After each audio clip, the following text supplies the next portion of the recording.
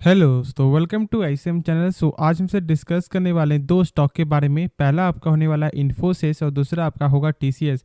अब जानते हो कि यहाँ पे देखो इन्फोसिस का आज के दिन यहाँ पे क्वार्टर 4 का नंबर यहाँ पे आने वाला था और नंबर आ भी चुका है। तो हम सब यहाँ पे बिना टाइम वेस्ट के यहाँ पे नंबर चेक करेंगे और फिर बात करेंगे यहाँ पे टीसीएस के बारे में, क्योंकि आज जो गिरावट हुआ है यानी कि नंबर अच्छा आने के बाद भी, अब देखो मैंने कल ही बताया था कि यदि मार्केट को यहाँ पे नंबर ये सही नहीं लगता है तो फिर यहाँ पे कमजोरी देखने को मिलेगा और वही चीज़ है। लेकिन लगभग बहुत सारे ब्रोकर यहाँ पे 5 से 6 ब्रोकर यहाँ पे टारगेट आपको दे रहे हैं, तो वो यहाँ पे जानना आपके लिए ज़्यादा ही ज़रूरी है। तो उसके बारे में सभी डिस्कस करेंगे, तो अंत तक ज़रूर देखो। लेकिन पहले बात करेंगे यहाँ पे इन्फोसिस के बारे में। तो चलो फिर इस वीडियो को स्टार्ट करते हैं और इसका रिजल्ट हमसे पहले यहाँ पे चेक करते हैं। तो पहले यहाँ पे देख लो कि यहाँ पे 17 रुपया पर शेयर, ठीक है, सॉरी यहाँ पे लगभग 17.5 रुपया पर शेयर जो डिविडेंड भी आपको मिलते हुए दिखाई दे रहा है। यानी कि सेम यहाँ पे टीसीएस की तरह, क्योंकि जो टीसीएस में भी कल के दिन आपको ऑलमोस्ट 24 रुपये का यहाँ पे देखने को मिला डिविडेंड और यहाँ पे 17.5 रुपया का।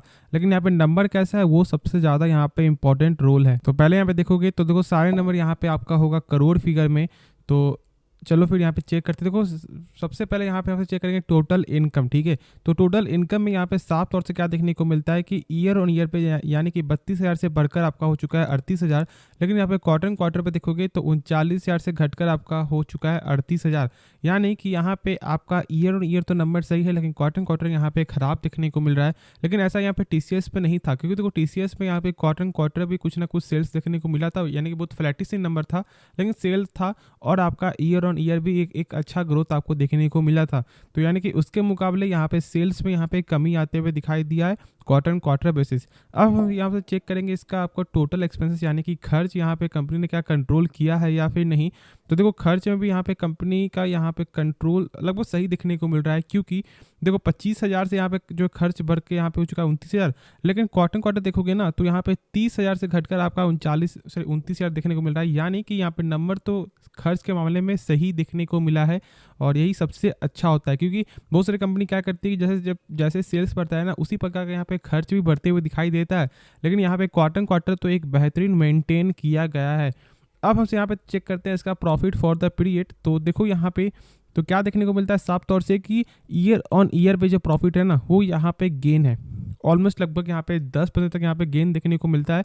लेकिन यहाँ पे क्वार्टर पे चेक करोगे तो 6500 से घटकर यहाँ पे आपका हो चुका है 6100। तो यहाँ पे नंबर जो है क्वार्टर पे सही देखने को नहीं मिल रहा है सेल्स के मुकाबले भी और प्रॉफिट के मुकाबले भी।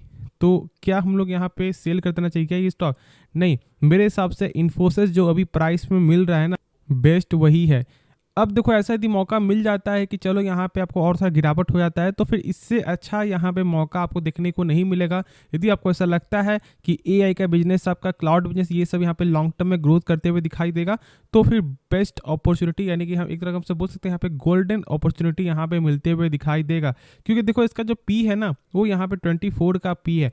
तो कोई भी सेक्टर का यहाँ पे क्या होता है कि एक साल में कभी आपका ये सेक्टर का यहाँ पे गेन होता है तो कभी किस सेक्टर का यहाँ पे मैं बोल सकता हूँ आपको लॉस होता है। जैसे कि कोविड के समय में क्या हुआ, आपका फार्मा सेक्टर क्या गजब का यहाँ पे आपको गेन देखने को मिला, ठीक है। जब कोविड में जब लगभग सारे स्टॉक यहाँ पे आपको डाउन जा रहे थे तो फार्मा स्टॉक यहाँ पे लगातार आपको रैली देखने को मिल रहा था। तो वही होता है कि कभी एक साल में कभी इसका आपको रैली होता है तो कभी इस सेक्टर का कभी रैली होता है आपको, ठीक है, नेक्स्ट ईयर। तो यही चीज़ आपको यहाँ पे समझना है। तो डरने की जरूरत नहीं है, बस कंपनी का फंडामेंटल स्ट्रॉन्ग होना चाहिए। और यदि यहाँ पे चेक करोगे ना तो इन्फोसिस अभी भी 5 साल के रिटर्न में यहाँ पे 134% का आपको यहाँ पे रिटर्न दिखा रहा है।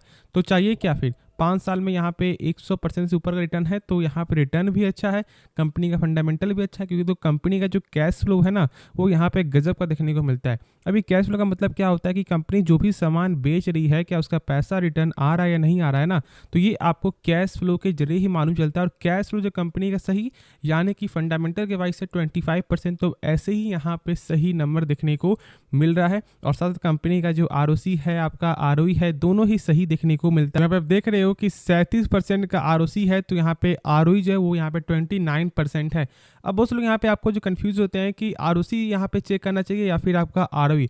देखो चेक करने के लिए तो यहाँ पे दोनों चीज़ ही चेक करो, लेकिन सबसे इंपॉर्टेंट आपका होता है आरओसी, क्योंकि आपको यही नंबर है जो आपको सही दिखाएगा। यानी कि देखो यहाँ पे आरओई में क्या होता है ना कि आपका शेयर कैपिटल और आपका जो रिजर्व को जोड़कर ये नंबर देखने को मिलता है। लेकिन आरओसी में क्या होता है कि आपका ये दोनों तो है ही, और साथ साथ यहाँ पे आपका डेप्ट भी इसमें इंक्लूड हो जाता है, जिसके कारण ये एक अच्छा नंबर यहाँ पे देखने को मिलेगा, क्योंकि यही नंबर आपका तय करेगा कि कंपनी कैसी है। और जब कोई भी कंपनी का आरओसी या आपका आरओई जब दोनों ही 12% के ऊपर होता है, तो यानी कि हमसे यहाँ पे बोल सकते हैं कि कंपनी का यहाँ पे दोनों चीज़ ही सही है। और यहाँ पे तो आरओसी लगभग आपको 3x टाइम से ज़्यादा है, तो आपका आरओई जो है वो यहाँ पे 2x टाइम से ज़्यादा देखने को मिलता है, यानी कि दोनों नंबर ही कंपनी का बेस्ट है। तो आराम से यहाँ पे होल्ड करके चलना है। और कल तो यहाँ पे मार्केट भी बंद है, तो फिर आपको यहाँ पे मंडे मार्केट में मालूम चलेगा कि अब इसे मार्केट किस तरह से यहाँ पे एक्सेप्ट करता है। क्योंकि जैसे जो टीसीएस का नंबर इतना अच्छा आने के बाद भी जो फिलहाल आपको इतना ज़्यादा गिरावट देखने को मिला है, तो मेरे हिसाब से यहाँ पे इन्फोसिस में भी बहुत सारे लोग यहाँ पे आपको बेयरिश मोड दिखाएंगे। तो इसके लिए यहाँ पे तैयार होना है, और एक गोल्डन अपॉर्चुनिटी भी आपको मिल सकता है for the long term purpose के लिए। तो नेक्स्ट स्टॉक के बारे में डिस्कस करते हैं। तो हमसे यहाँ पे बात करने वाले हैं टीसीएस के बारे में। और देखो टीसीएस में आज के दिन लगभग आपको 1.5% तक जो है गिरावट देखने को मिला है, और जो इसका प्राइस है ना वो यहाँ पे 3192 तक आपको आ चुका है। और यदि आप चार्ट यहाँ पे चेक करोगे तो जैसे ही स्टार्टिंग हुआ है लगभग कुछ मिनट यहाँ पे जो सस्टेन किया है, और उसके बाद तो यहाँ पे आपको बेयरिश मोड जो है देखने को मिल रहा है। और यहाँ पे जो मैंने कहा कि बहुत सारे एक्सपर्ट यहाँ पे या फिर बहुत सारे जो बड़े बड़े ब्रोकर है वो यहाँ पे टारगेट आपको दे रहे हैं। कोई यहाँ पे सेल करने के लिए बोल रहा है, तो कोई यहाँ पे बाई करने के लिए बोल रहा है। तो करना क्या चाहिए, अब हम सब यहाँ पे अपनी भी राय जो है आपके साथ पेश करेंगे। तो आपका क्या राय है वो भी आप कमेंट में ज़रूर से बताना कि क्या टीसीएस, क्या इन्फोसिस में एक अच्छा मौका बन सकता है या फिर नहीं, और कमेंट जरूर करो, ठीक है। तो चलो हम सब यहाँ पे टारगेट देखते हैं कि यहाँ पे ब्रोकर क्या टारगेट दे रहे हैं। तो यहाँ पे देखोगे कि एक ब्रोकर है जिनका नाम है आपका नोमुरा, उनका यहाँ पे टारगेट जो है कम होते हुए दिखाई दे रहा है, जो टारगेट है 2830, यानी कि इस लेवल से भी यहाँ पे ऑलमोस्ट 400 पॉइंट नीचे का टारगेट जो है देखने को मिल रहा है। अब ऐसा यहाँ पे इनका क्या मानना है कि जो जिसके वजह से इतना कम टारगेट है, तो इनका ऐसा मानना है कि जो अनुमान था, जो सेल का जो ग्रोथ का जो अनुमान था, जो प्रॉफिट मार्जिन का जो अनुमान था, वो इस बार सही देखने को नहीं मिला है, जिसके कारण ऐसा नंबर यहाँ पे कंपनी ने यानी कि ब्रोकर ने यहाँ पे आपको पेश किया है। अब देखो समझो यहाँ पे ब्रोकर जो है ना टारगेट जो दे रहे हैं वो शॉर्ट टर्म बेसिस में टारगेट है, तो ज़्यादा यहाँ पे आपको डरना नहीं है कि नहीं यहाँ पे 5-6 ब्रोकर ने यहाँ पे जब आपको ऐसा बोल दिया कि नहीं ये स्टॉक डाउन जाएगा तो हमसे यहाँ पे छोड़ देते हैं या फिर सेल कर देते हैं। ऐसा बिल्कुल नहीं करना है। यदि कुछ यही ऐसा रिपोर्ट एक सही रिपोर्ट आया था तो यही टारगेट आपका बरकर हो जाता है यहाँ पे 3500-3600। तो ब्रोकर के कहने पे कभी भी स्टॉक को बाई मत करो और ना ही कभी सेल करो। बस आप एजुकेशन पर्पज़ के लिए यहाँ पे इसको ध्यान में रख सकते हो। ये चीज़ आपको जरूर यहाँ पे ध्यान रखना है। बहुत लोग यहाँ पे नहीं बताएंगे, लेकिन मैंने यहाँ पे आपको बता दिया है। अब देखो और एक ब्रोकर है जिनका नाम है एमके, और उनका यहाँ पे टारगेट है आपको 3300 रुपया का। सारे का यहाँ पे आपको होल्ड रेटिंग ही देखने को मिल रहा है। और आगे यहाँ पे चेक करोगे तो आपका जो मोतीलाल ओसवाल का जो टारगेट है वो यहाँ पे 3860 रुपया का है। और उनका जो ये जो पॉजिटिव है ना वो पहले से ही मेंटेन है और अभी भी यहाँ पे मेंटेन ही देखने को मिल रहा है। और यहाँ पे देखोगे तो आपका कोटक का जो टारगेट है वो भी यहाँ पे 3320 का ही देखने को मिल रहा है, और उनका जो आपका एड रेटिंग मेंटेन ही देखने को मिलता है। हाँ, लेकिन यहाँ पे रिलायंस देखोगे तो यहाँ पे सेल रेटिंग देखने को मिला जो है 3160 का, जो फिलहाल अभी का लेवल से बहुत ज़्यादा यहाँ पे नज़दीक आपको ये स्टॉक आ चुका है। मेरे हिसाब से देखो आपको टारगेट से देखकर जो है ना बाय या सेल नहीं करना है। सबसे पहले तो यही मैंने बताया। और कंपनी के यदि आप फंडामेंटल चेक करोगे, जैसे कि आपको हमेशा डाउट आता है कि टीसीएस अच्छा है या फिर इन्फोसिस या फिर आपका विप्रो, और मैंने इसके रिगार्डिंग आपको एक डाला था वीडियो जिसमें मैंने तीनों को आपको जो कंपेयर किया था, और सबसे ऊपर आपको आया था टीसीएस, उसके बाद फिर आपका इन्फोसिस, फिर आपका विप्रो।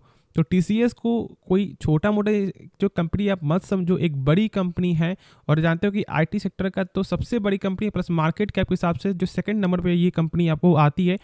तो ऐसे स्टॉक को कभी तो यहाँ पे डर कर सेल करना मत। और जब आपके पास एक अच्छे प्राइस में जब आपका प्रॉफिट हो रहा है तो फिर आपको आराम से यहाँ पे होल्ड करना चाहिए, क्योंकि आप जान रहे हो कि यहाँ पे आईटी सेक्टर का लॉन्ग टर्म का विजन देखने को मिलता है, प्लस इसका फ्यूचर भी है।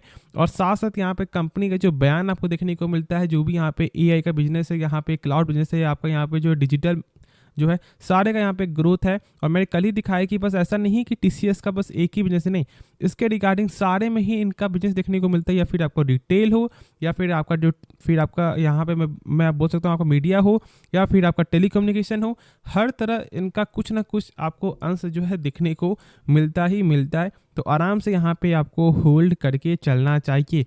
होप ये वीडियो पसंद आया होगा। बाकी इस वीडियो में यदि आपको कुछ भी सीखने को मिला, जरूर से इस चैनल को आप सब्सक्राइब कर सकते हो और इस वीडियो को लाइक करना यदि आपको ये वीडियो पसंद आए। तो मिलते हैं नेक्स्ट वीडियो में, तो तब तक के लिए धन्यवाद।